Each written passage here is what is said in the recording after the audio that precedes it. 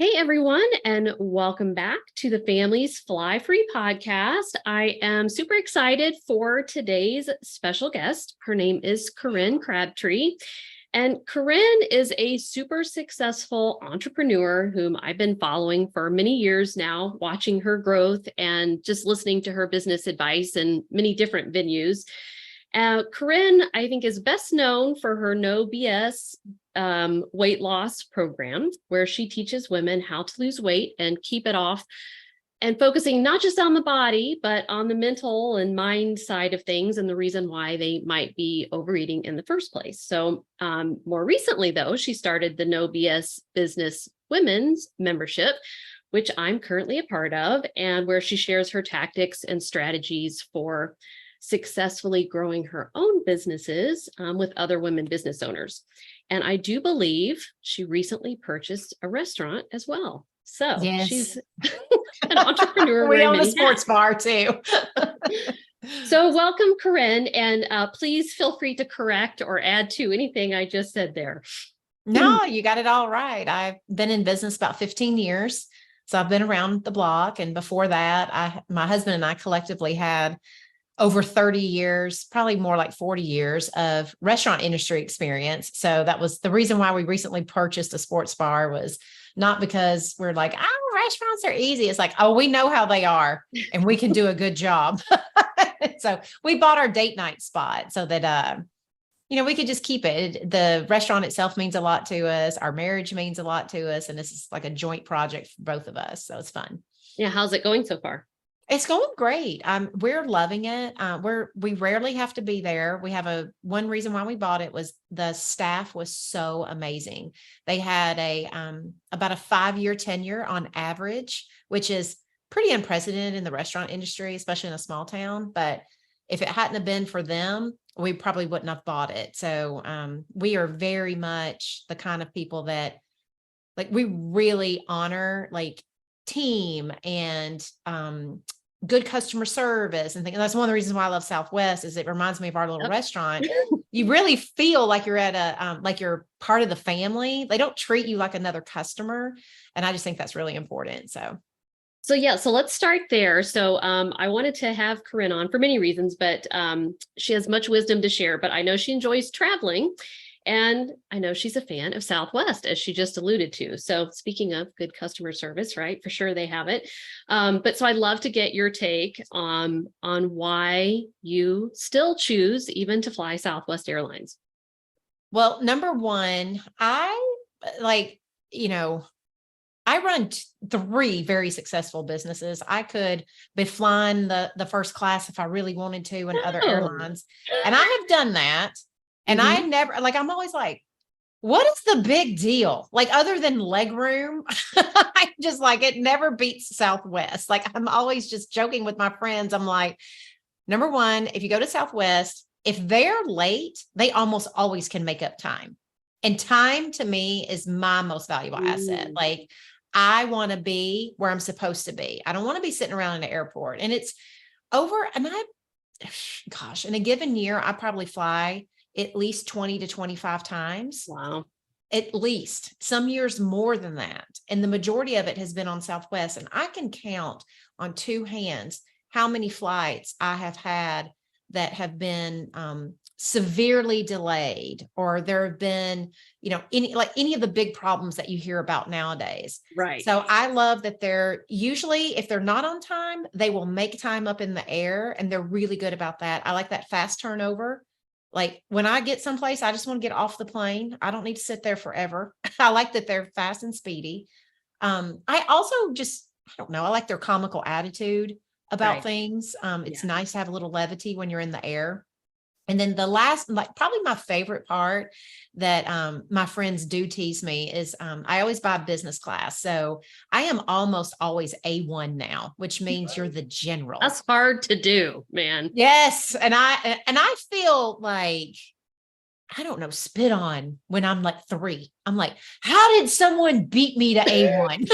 It's the game. What's happened? But I have snapped my picture many a time. I tease my friends all the time that when I come into the plane, I'm like, the general has arrived.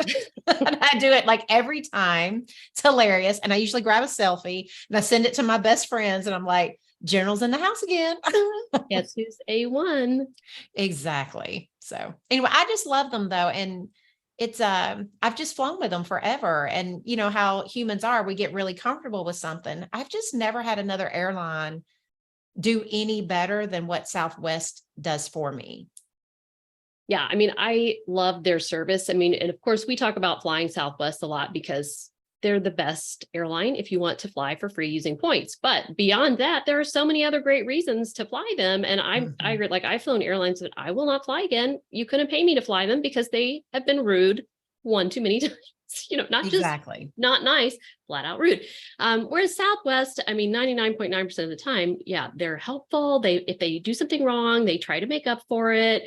Yeah, they certainly have a different flavor and attitude than you get on most other airlines. One other And thing I on do the like about them being in uh-huh. Nashville is they're one of the few that have direct flights to most of the cities I want to go to.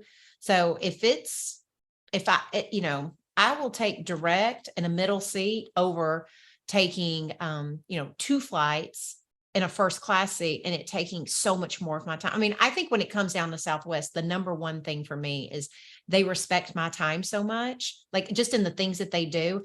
I feel like my time is respected and I respect my time. And so for me, that is a huge value add that they have. So do you have any elite status with Southwest? I don't know. Like, I know this sounds terrible, but I don't keep up with all that stuff like my assistant does. But I do know I I bet always you have a do with companion that many pass. flights. My husband qualifies for companion pass every Okay. year. We use a lot, like, so we use the Southwest credit cards. So we end up racking up some points there. We're like really gaming the American Express and the Southwest cards. It's the only two cards we own because they have the best point system in our mind. Um, what other things do I need? Well, there's A-list and A-list preferred. I'm usually the A-list, I Yeah, guess preferred. Is that the one? Because I that's fly the so much and highest I one. always buy business class because I want A1. Like that means a lot to me. Yeah, well, so for some reason, they gave me a promotional A-list preferred this year. I still don't know why. I'm happily will take it. But so now I'm always A16 because you get checked in behind the business class people. So I Yes, feel like I feel like I'm A16, right? exactly. You're That's pretty general good. number two. I'm second best to A1. Um, so, just in terms of that whole, like, a lot of people complain that they don't get to know their seat in advance and it turns out that the way Southwest boards is actually the fastest way to board a plane. And we have flown Delta and American this summer on a couple of trips. And oh my gosh, it takes them so much longer. Yes. It's really true. But do you mind this? You're A1, but the no assigned seating thing and or that Don't. business class doesn't really have anything extra special to it.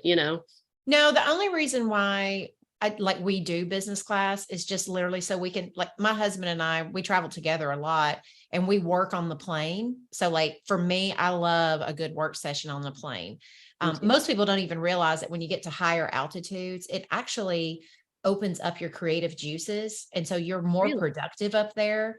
Mm. So we maximize it. And I want to sit down as quickly as I can, fire up. Like I always have like a little list of things that I can get done before the plane takes off.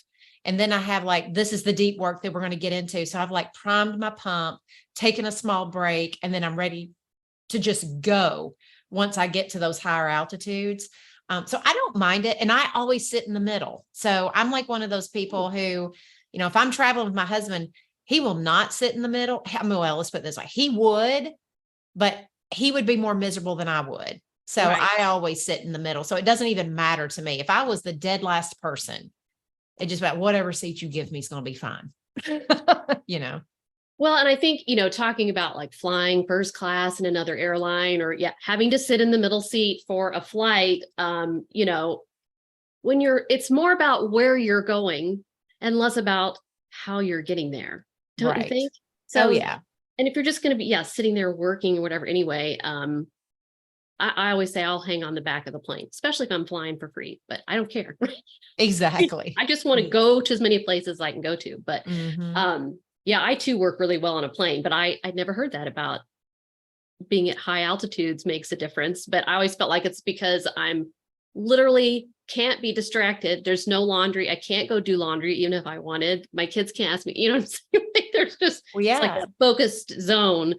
And I too, I can really get a lot done. Well, there's like several things that are playing to your advantage when you're on a plane for anybody that's going to want to work on the plane. One is the high altitude will definitely clear your brain space.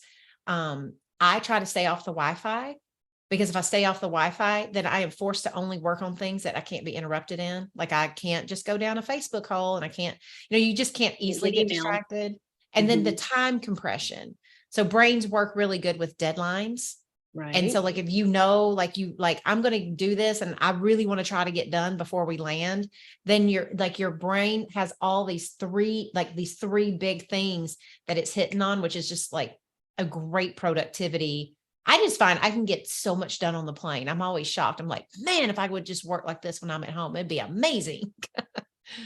Yeah, that's really good. I hadn't thought of or knew any of that, but I just knew I worked well, but that all makes total sense the way you're explaining it.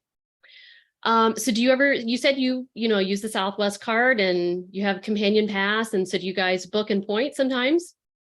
Sometimes, yes. I know my assistant, she pretty much handles all of it, but so next year, we haven't exactly been too smart on this. So this year, my brother is my companion in the event we wanted to go see my mom, which we never did.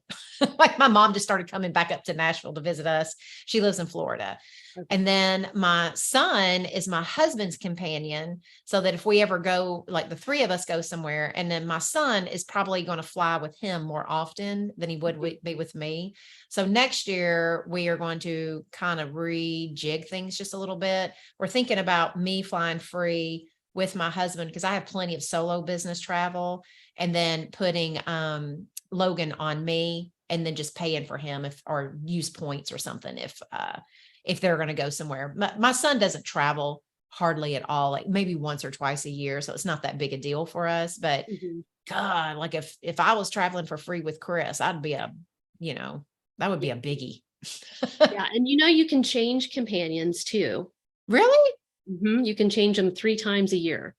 Oh my gosh, I should change that. Then I'm going to learn a lot on this podcast, I believe. So keep that in mind. You have to have all flights like finished with your current companion before you can switch it, but you can switch it 3 times a year. So that's kind of cool because you can bring your friend one time, your mom one time, your husband, I love that. That's amazing. Well, I'm definitely going to look into that because it would be kind of cool to switch off my brother and just have Chris fly with me the rest of the year. Because I still have trips where he's not going he only travels on vacation with me. Now we vacation a lot, but that's the only time he only takes like 1 business trip a year, whereas I take at least 10 a year. So yeah, then he can just come along for free.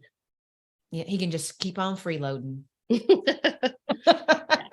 we love the Southwest Companion Pass. It's such a great deal. So do you have any tips about flying Southwest? I mean, we've kind of talked about the working on the plane that you've learned over the years, or even just travel in general, I think the big one for traveling for me is just to bring snacks. I am like, there's 2. So bring snacks, because you never know where you're going to get stuck in an airport, or you're going to get like, I don't know, you have to miss a meal and then you're hungry. And I just don't like the little snacks that they bring on the airplane. I tend to like having like a more substantial thing. So I always if you ever open my backpack, it looks like we're having a picnic at some point. So I like to have my emergency stash just in case. Yeah. The other one is like, and this is probably nothing new, but a battery backup, not just not just something to plug into a wall. I had one trip, this was years ago on Southwest, and I got stuck in Las Vegas for 11 hours. And I was fortunate that was the day, this was years ago, when all their computer systems had shut down. Yep. And then I got hung in Vegas. I was on my way back from California.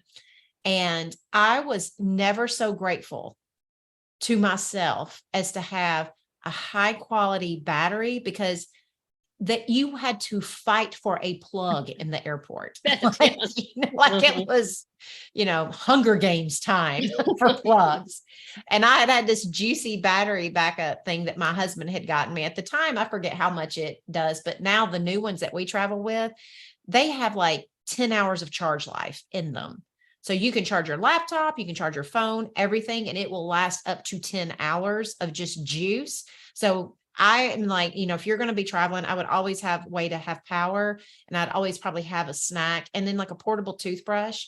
My friend, my best friend, she just recently, she was leaving Nashville, flying back home, and there was like bad weather that canceled a bunch of flights, and she got stuck in Houston without a toothbrush, without a charger. She did have snacks. She was very grateful for them.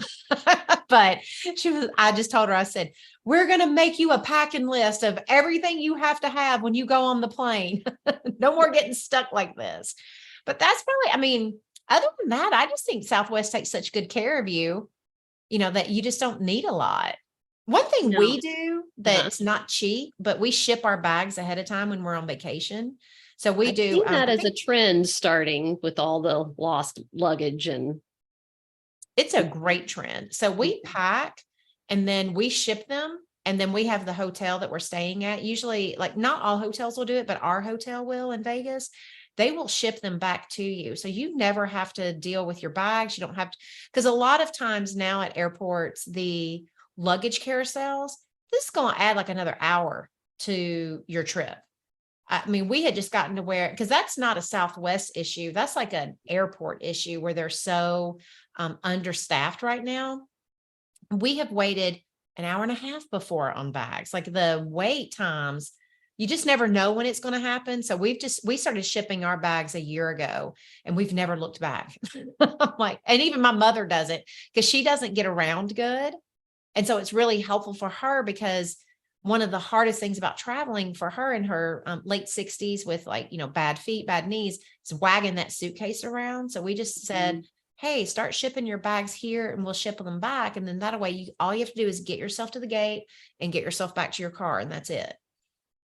Yeah, I think that's a great tip. So, and we have never tried that, but we have largely switched to carry-ons if we can possibly stand it, because of all of those issues. And it is, like you said, super nice to just, you just bypass the luggage carousel and go on about your way, rather than waiting for eons for it to hopefully show up. But we haven't had any major trouble with lost luggage or anything, knock on wood. But I've even seen just, in the last year, just giant lines to even check your bag. That's one where I was like, okay, I'm just going to do carry on. I don't want to wait there was a 2-hour line at some point in Orlando to check a bag on Southwest. Crazy. Oh yeah. All right. So I know you love to go to Las Vegas. You guys go, how often do you go? Probably 8 to 10 times a year. For a weekend, like long weekends. We're not like, living there. Like, it's not like I'm just living there for a whole week. Like, we just got back from 4th of July. We're going back in August, and we just planned our 2 trips in September, 2 final trips in October, and then we'll take November off, and we'll go once during December. So we love to go, but we go most during the summer. We go about every 6 weeks in the winter. Say what? Is it insanely hot? And I think I was there once in July, and I was like, they're not kidding. 4th of July weekend, one day we were at the pool and it was 113 degrees. So you just basically, you get in the water, and then all that you do is you sit there all day with your head out of the water. Like, we just look like little turtles everywhere. Yeah. Well, one thing that's good about Vegas is if you're walking around, that everything is so connected, you can kind of stay in air conditioning for a good bit of where you're going. But so I just thought I'd ask if, I'm sure you have a favorite place that you like to stay, a hotel, or. We stay at the Four Seasons. It's literally, so if you go to the Mandalay Bay, the Four Seasons has their own property. It's the top 5 floors of the Mandalay Bay. Oh. They bought it years and years ago, and they remodeled it and made it into the Four Seasons. So that's pretty much where we stay. Before that, we were staying at the Delano at Mandalay Bay. You stayed there. Nice. I really liked that. Yes, it's a Very great quiet. quiet hotel. All my friends, that's where they like to stay. We started staying at Four Seasons a couple of years ago. We love that property. We love the Four Seasons family. They take really good care of us, all the things.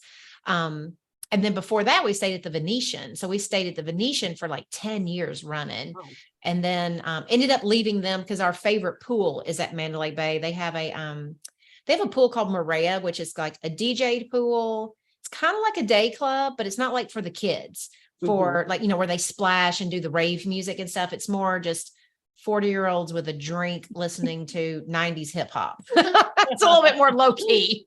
Mhm. Yeah, we loved is it Delano? Is that how you said it? That's how But I say it, but I'm pretty sure I butcher everything with my Southern accent. So but yeah, what I liked about that, it was super quiet, but you had access to all the Mandalay Bay amenities because they do have some amazing like pools and the lazy river and they have a beach and right. oh yeah, Um, all we kind get of a little bit of stuff. everything. Yeah. So it's like you got access to everything, but you got to kind of tuck away in a little bit more of a boutique, quiet hotel. Yeah, So it's very it's modern, and it's like the casino's not attached to it, and so it's quieter, but it's got like a real, I would just call it like a sexy lounge vibe to it too. There've been people with their families stay there, but it's not like your typical hotel where there's just like people everywhere walking around and looking for something. So yeah. So do you have any good tips to share about Las Vegas for people who might be planning a trip there? yeah, so if you go to Vegas, go to a store, get plenty of water for your room. I will tell you what is so expensive about Vegas. It's the little things. Like Mm, when you want a water, you're going to pay $5. Like just think about the prices in the airport are what Vegas charges. So if you don't like paying a lot of money for a candy bar or a bag of chips or whatever, then like on your way in, like cabs will do it. They will stop at it. There's a Whole Foods down the strip. There's plenty of places where you can go to a store and just get some basics for your room so that you have water. And I will say this too, there's really good food in Vegas, but if you want to save money, I don't know why I decided to come on and be your extreme couponing of Vegas. well, my But listeners love it. So well, one thing I would do is like get like breakfast foods and stuff, like yeah. pick your poison for the meals you're going to want to eat because it's really hard to eat cheap in Vegas. Probably the other thing is just drink more water than you think you need. Mhm. Bring the world's most comfortable shoes. Just because something looks close doesn't mean it is. That's a good Everything one. is like 10 to 20 minutes further than you think it is visually. Everything is. If you like to run, going out in the morning, like for a long walk or run on the strip is fun, like between like 6 and about, like I would say like 5:30 to about 8 in the morning. You like the strip is a lot more open. There's not as many people out. So if you want to like grab some pictures and do things like that, you Mm, can. It's also cooler in the right. summer. And you also get to see hilarity because at about 6, 7 in the morning, you get to see all the kids who are now just going home to bed. It's very fun to see the variety of elements, like the runners meet the clubbers at 6 a.m. in Vegas. So So they're just I starting. love going out early in the morning and doing that. So, Mm, and always great people watching in Vegas for sure. oh yeah. Oh yeah. Just pull up a bar stool somewhere and just watch. Like go to I always like the little free nightclubs. And we just sit and we just watch and we just wait for people who's like, oh yeah, it's been 30 years since they've been anywhere. They're having the time of their life right now. Yeah, like of all the places that we traveled to, like my kids put Vegas at the top of their list. They think that was just one of their most fun trips ever. There is so Mhm. much, and there's so many, I think so many free things to do there. I mean, even for families, I mean, just to go through the hotels, they all have different cool things you can check out. It's entertaining in itself, even if you don't go to watch shows or gamble. Oh yeah. It's a sight. I mean, every time we take somebody for the first time, they're literally amazed. It's like, I can't believe a building can be this big and I can't believe they can do this in a building. And, there's just, like you said, there's a lot of really good free, like just walking around is really extraordinary in Vegas. Mhm. Yeah, absolutely. Okay, so let's dive into a little bit about, since your expertise is weight loss and all that. How do we, when traveling, this is a long time question, but it is notoriously difficult to eat well and stay on some kind of whatever your eating plan is, while you're traveling. So do you have any good tips for how to keep that on track while you're like, because we travel probably 6 times a year and a lot of our families do that or more. So they really are out and about a lot and with kids too. So Yeah, I think the first thing that I teach my clients is number one, it depends on how much you travel. I a lot of times just tell them, like, look, if you're traveling, no one has a weight problem because they take a couple of vacations each year and eat whatever they want. Like, right. let's not judge 52 weeks on the 2 weeks. So always Mm, just remember there's nothing that you're going to do on vacation that's going to do long-term like damage to your goals or your progress. People freak out when they go on vacation. They come home and they're like, oh my gosh, I gained like 7 pounds. No one's eating 7 pounds worth of food. And I work with binge eaters and they're not even eating 7 pounds worth of food. People really don't understand how much when you're out of routine, your body's going to hold a lot of water. If you eat different foods, your body's going to hold more water. Half of us don't poop well while we're on vacation. So you're coming back and you're weighing like travel trauma to your body. Like I needed to swell mm, up, hold water because, you were, stomping around. Flights will make you gain at least 2 pounds all on their own. It takes a few days for your body to release it. So the first thing I always tell people is, if we're talking about a vacation and you rarely go on vacation and stuff, I don't know that I'd try to lose weight while I'm on vacation. I'd probably just go, giving myself the freedom to like, I'm going to make some decent choices. I won't just eat like a butt the whole time I'm there, but like I'm going to enjoy some stuff and I'm yeah. going to come back, get back into routine. And I always tell my clients, if the scale will freak you out, don't wait for a couple of weeks. Just come home knowing you're going to get back into routine and then do that, then weigh. And then you're probably getting the reality and you'll probably weigh exactly the same in 2 weeks. I mean, I know this from my own experience from traveling so much. Now, if you travel a lot, like I do, You do, yeah. then it can't, like if I'm traveling 20 something weeks of the year, I can't say, well, I rarely go. Now we're Yeah. talking 50% of the year is on the road. Yes. One of the things I do bring those snacks so that I'm not just having to eat chips or whatever. I always have some kind of an alternative for me. If I'm traveling, I'm always looking ahead, like what meals, like where do I know we're going out to eat? Like what are the sure things that I can research ahead of time? And I just make some decisions ahead of time. So I call it vacation protocol or traveling protocol. If I am going to, let's say, go to Vegas with my husband, a lot of time my protocol is we always go to this one restaurant for breakfast. It's called Veranda at the Four Seasons. I order the egg white frittata and I get a side of fruit and I drink coffee. And I'm just like, that's just what I'm going to eat. I don't need French toast every day. It's not a big deal. But Right. then I'll know that I'm going to drink. And so I will tell myself I'm going to drink between this time and at this time, all drinking stops. These are the kinds of drinks I'm going to have. These are the kinds of drinks I'm like, it's a no, I don't need those. So I just try to also tell people when you're on vacation, how many decisions ahead of time can you make?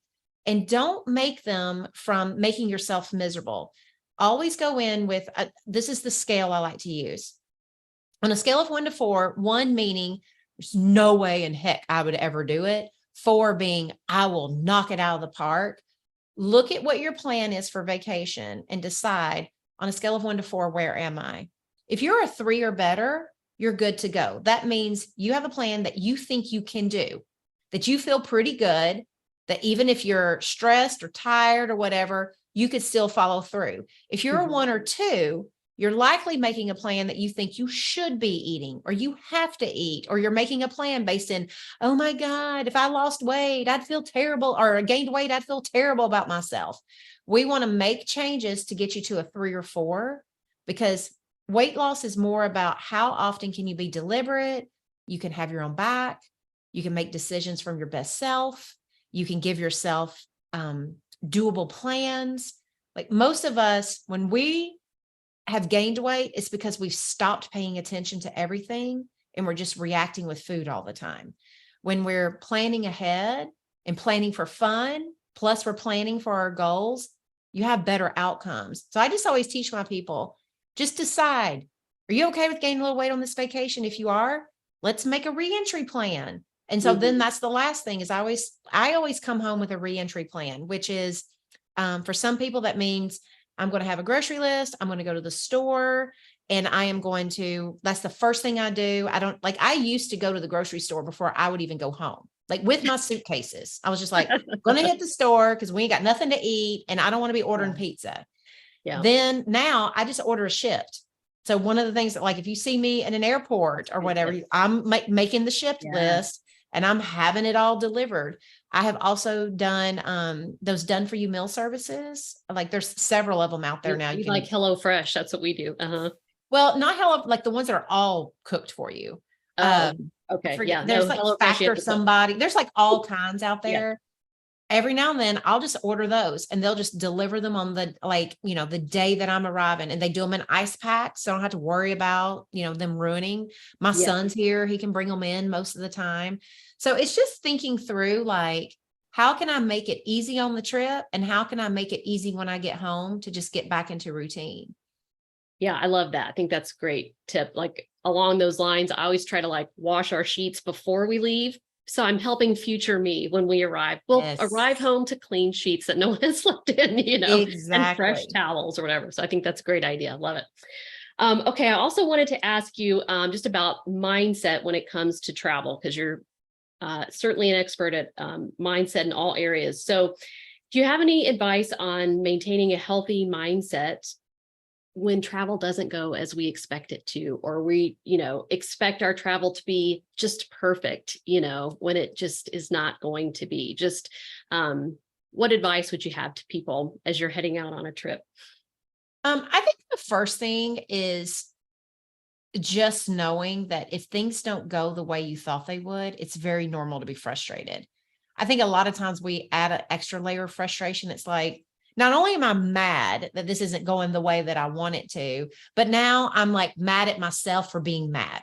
It's like, it's normal that when our brains, the way they're wired is they love certainty. And when suddenly things aren't the way they're supposed to be, our brain is supposed to flip out a little bit. It's supposed to be like, this is a problem. This is a big problem. And let me tell you all the ways that it's a problem. So just knowing that your brain is probably going to freak out is always helpful, because when I know my brain's freaking out, then I can say like, all right, what is not so bad about this? Like, what is, like, a lot of times I over dramatize what this means. Is like, I'm going to miss this. And if I miss this, it means they're going to think that I'm, blah, blah, blah. I just always try to calm down and be like, what are the facts that are actually happening here? I'm going to be in this airport for 2 more hours. Do I want to spend it working, reading, or fuming? Like, there are choices. It's like, and I'm just always a big believer. Like, I like to give myself my 5 to 10 minutes of pity. I will text someone and just be like, it's so terrible. And then I just decide, like, God, do I want to spend the next amount of time living in frustration, or what can I do? And I just, like, it's either I find some work to do. I find, like, I'll put it in some earbuds. I always have my earbuds with me. I'll catch up on a book.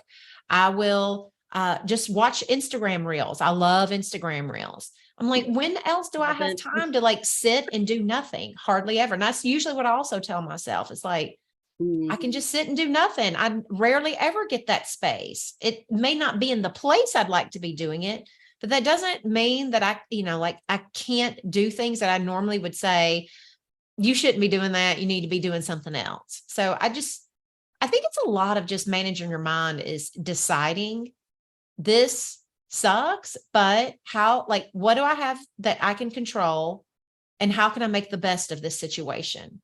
Like, I'm not supposed to love a big delay. Like, we're not supposed to just sit there and be like, this is great. Right. I can't wait to sit with my kids for the next 4 hours and try to entertain them in the airport. Like, that will just gaslight you. It's like, yeah, you're going to be upset and we got to find something for the kids to do, but I don't need to make it worse on myself. Right, right. Yeah, we were in Paris recently, and I booked this trip to the Loire Valley to see castles, and the tour guide showed up and had never been to any of the castles. And so That's not much of a tour guide. no, it sure isn't. I was like, oh, he's going to be able to take us through these 3 castles and show us everything we need to know. And so I was immediately like fuming. What? So I was like, okay, I just have to like salvage this thing. I'm looking at castles. I just have to appreciate, even though the guy doesn't know anything, I did a little research myself. I'm looking at beautiful castles in the Loire Valley, like kind of the same thing. You're like, what can I salvage out of this and focus Yes. on enjoying in the midst of it not going? Because none of it ever goes the way, My thing is when things don't go right, my number one goal is to not make it worse on myself. I'm like, Corinne, like it's normal to be upset about some stuff, but let's not make it any harder than it has to be with you, like just talking for 4 hours about how unfair it is. It's like eventually no one in your life cares either, Yes. Yeah. I think that's great advice. Okay. All right. Anything else you want to share before we wrap up today? No, this is maybe the most interesting podcast I've ever been on, though. Like, seriously, I'm just like, Yay! yeah, I always have to talk about all the things about business and deep cuts and life lessons and all this other stuff. I'm like, we didn't cry. We didn't have to do anything other than just chat about travel. This is amazing. Yeah. Get you off your normal topics for a little bit. Right. Exactly. Yeah. Awesome. Well, thank you so much for taking the time to join us today.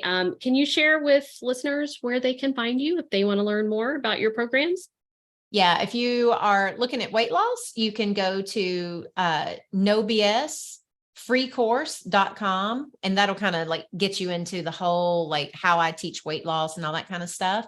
And then if you're interested in online business development, you can go to nobs.ceo.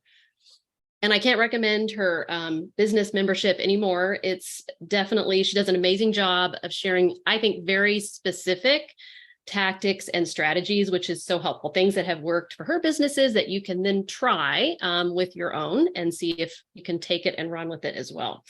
I know I have gotten tons of value from it. So thanks, Corinne. All right. Well, that's a wrap for this week's show. Thanks for joining us today, Corinne and everyone. And I hope everyone has a great rest of your week.